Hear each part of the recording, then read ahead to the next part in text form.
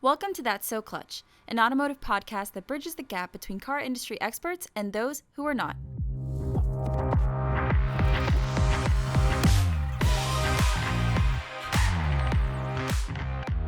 Hey everyone, welcome to That's So Clutch. I'm Aline Ferreira, your host.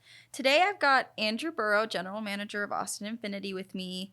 Andrew is one of the OGs. He was on episode 2, so if you want to learn a little bit about his take of the automotive industry and the future of it, check that one out. But today we're going to get into Carvana. For those of you who don't know, Carvana is a online used car retailer, aka the car vending machine.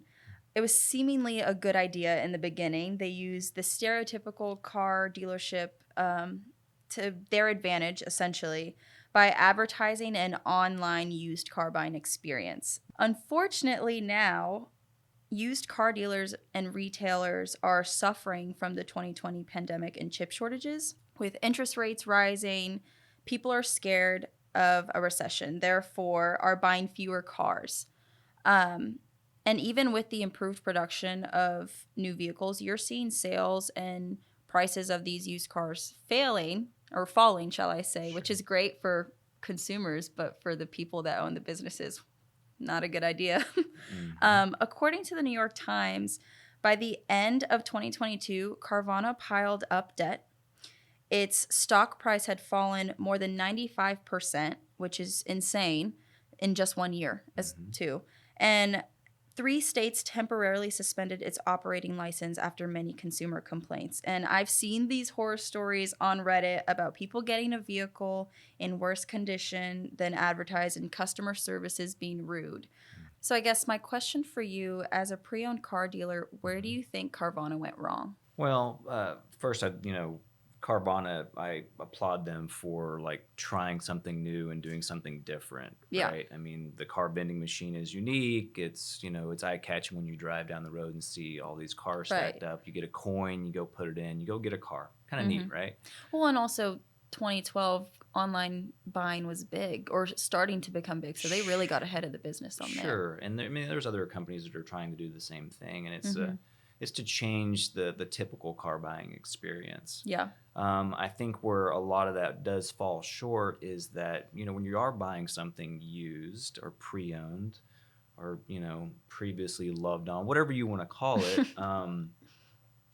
there's history to it, right? Yeah. People have driven it, they've done things to it, and you as the potential consumer, would like to drive those vehicles, want an extended test drive, so to speak, just to make sure that there's all the things you're looking for, it fits right, doesn't have any sort of weird smells, all the little things that can add up to, how you feel about the vehicle. And I think that's where some of the things with Carvana have fallen short, is that you don't have that ability. You do everything online. You can go pick it up there, or you can have it delivered, right? Yeah. But you don't get that experience of actually going in and test driving something before you purchase. True. With all the things that are happening with that business, them falling into debt, I think they're around $6.5 billion in debt right now. Sure. A few months ago, they seem to be going in the direction of bankruptcy, but they recently revealed many new implementations. Even just a few days ago, they introduced this Carvana, what is it called? Carvana Value Tracker. Oh, yeah. So it's apparently a free tool for consumers to know the value of their vehicle immediately. Yeah. Is this something that could aid them to recovery, you think? Well, no. I mean, there's plenty of these other tools that are available, KBB, ICO, which is, instant cash offer. These things have been available for a while, and it may be a useful tool for them, but, there's downsides in those things, right? You're still trying to evaluate the value of something without being able to physically see it. And it's the same thing when you're purchasing something, you're trying to buy something that you can't physically touch and, get a true feeling for. And it's the same way with evaluating a used car, right? And so I think that it hurts consumers in a way that, they're not getting the top dollar for their vehicle in that process. And maybe there'll be a few customers that go down that path, right? And they select it, it's easy, and they go trade in their vehicle, but they're not getting the value they potentially could if they went through the true trade-in process. Right. And I feel like with Carvana, this new thing, it's new for them, and it's a little scary for the people that don't know about KBB, Kelley Blue Book, Sure. because it's like, oh my God, like this is another thing that they're doing that's making it easier. But like, little do they know, majority of dealerships nowadays already provide that as a free option. I mean, I think that any dealership that's trying to do any sort of modern business has that ability to offer that on their website. Yeah. There's nothing special or new about it. I don't see how they can make that trade-in process any better just because they've tagged it something different. Right. And there's so many things that go into it. It's not just like, here's the mileage and what I think the condition of it is. Yeah. There's a whole inspection that needs to be done in order for you to get a real value. Yeah, I mean, if you take any of the big used car operations out there, CarMax, for instance, I mean, they tell you it's going to be about a 30, 45-minute process because they actually take the car back, they put it up on a lift, they check it out, and make sure they're properly evaluating the trade. And that's not necessarily to, pick the vehicle apart, but it's just to get a real true idea. All right, is this a good vehicle or is this a bad vehicle? Right. And if you're doing these things online, there's that separation where you don't get a true picture. Mm-hmm. So on top of that, they also announced, I think last month, that they're offering same-day delivery for select consumers in Arizona. Apparently, that was a success. Excuse me. Mm-hmm. And they ended up expanding to Indiana and North Carolina. Okay. And they plan to expand to other states with major cities. How realistic is same-day delivery in the car business? Because in my opinion, it's not like it's an Amazon package where it's like there's multiple of that product in a warehouse nearby. Sure. Well, I mean, it's it's an interesting idea, right? I mean, a lot of things are great in theory but fail in practice because you can't deliver on what you're promising.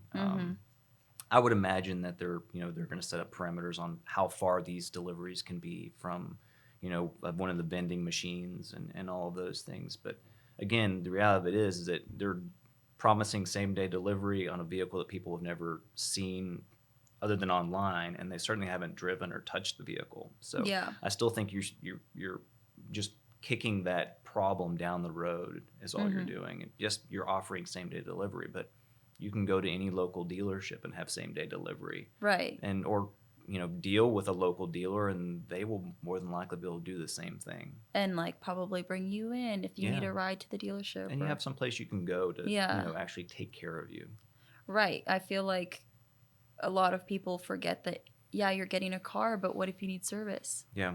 Carvana doesn't have a service shop. Well, and that's part of a lot of the complaints that people have against Carvana is that after they buy the vehicle, the customer service aspect really goes away because there's not a true foundation to that operation. In comparison, what do you think, and this is just like your opinion, what do you think is the customer, reviews for Carvana compared to a local dealer? Well, I mean, I'm sure, Carvana has its fair share of really, really good reviews. I mean, there's experiences that match, the expectation. But that's really where you get a bad review, where the experience doesn't match the expectation. And unfortunately for them, that's been the case, right? I mean, you can look online and find a ton of horrible reviews on just the overall experience because they expected one thing, go online, super easy, all this, but then the vehicle doesn't show up as advertised, or the financing was difficult, or the after the sale follow-up and care wasn't there. So there's a whole host of things that I think you lose with that sort of disconnect online. Yeah.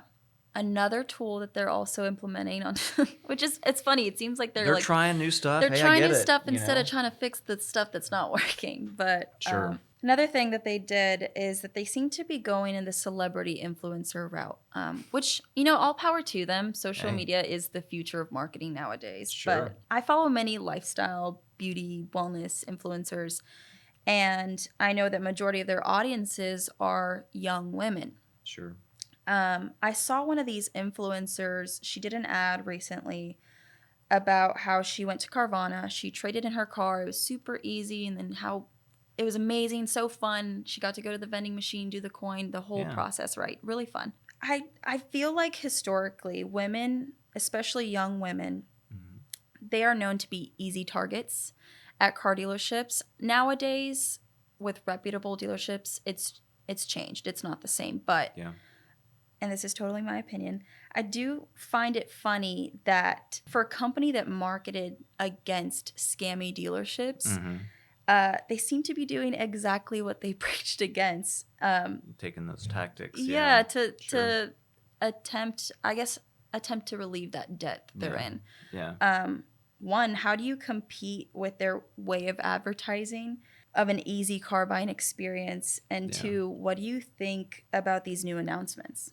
Well, I mean, first, I mean, I think that all dealerships, if they're trying to do business in the right way, are just trying to do it in a transparent manner. Yeah. And I don't think these days, you know, targeting women or they're the easy thing to take advantage of in a store. That's not a real thing. I don't believe. At least it's not in our environment here. Yeah. You know, so, you know, going down the influencer route, doing all that, I get it. That's the trendy thing to do. So, you know, good for them on that. With regard to all the new things they're trying, I mean, they're trying to salvage a business that is failing in its current iteration. So they're trying new and different things to you know, breathe some life back into it. And Yeah. that's part of it. They've got a lot of big money behind them, you Right. know, or at least they have in the past. So, you know, there's a lot of people that are interested in it succeeding. Yeah. So, Do you think that these methods are going to work at all? I don't know. I mean, you know, I've been in this business a long time, and I still think there's value in dealing with people. You know, having a connection, going in and test driving a vehicle that you may be interested in, because you know sometimes you're going to drive something, whether it's a new or used car, that just doesn't fit right, doesn't feel right, doesn't smell right, you know, whatever Right. that may be. But I mean, if you're not getting the ability to do those things, I think you're skipping an important step. At the rate of where they're going, where do you see Carvana in like 5 years?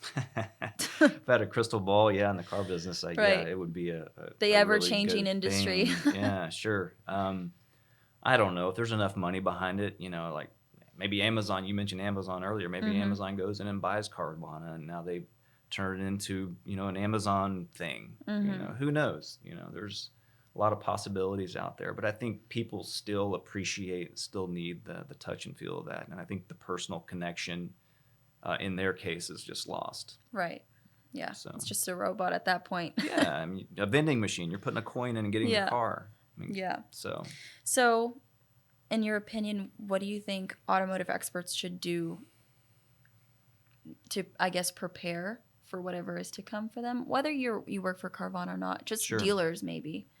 Well, I mean, I think you mentioned it earlier. I mean, making things easier for the consumer is the path, right? So whatever that looks like, you know, doing business the way that consumers are wanting to do business, and certainly online is a big piece to that. Yeah. But you know, meeting the consumer where they are, you know, communicating the way that they want to be communicated with, and advertising and doing all the channels of communication that they're interested in. And so I think as long as you can do that and actually be a true partner in it, and it's not just a matter of a sale, it's a matter of relationship, I think that can change the industry in and of itself. But, you know, being disconnected and not having that personal touch is, I think, the failing part of Carvana, at least at this point. Right. Well, there you have it. Thank you so much, Andrew. There you go. I loved this quick little insight into Carvana's world and the world of car dealers. But thank you again for joining. You're very welcome. Those are my 2 cents. Thanks everyone for joining. I hope you enjoyed this quick episode of That's So Clutch. As always, if you have any questions, please feel free to leave them down below, and maybe we'll feature them in the next video. Bye.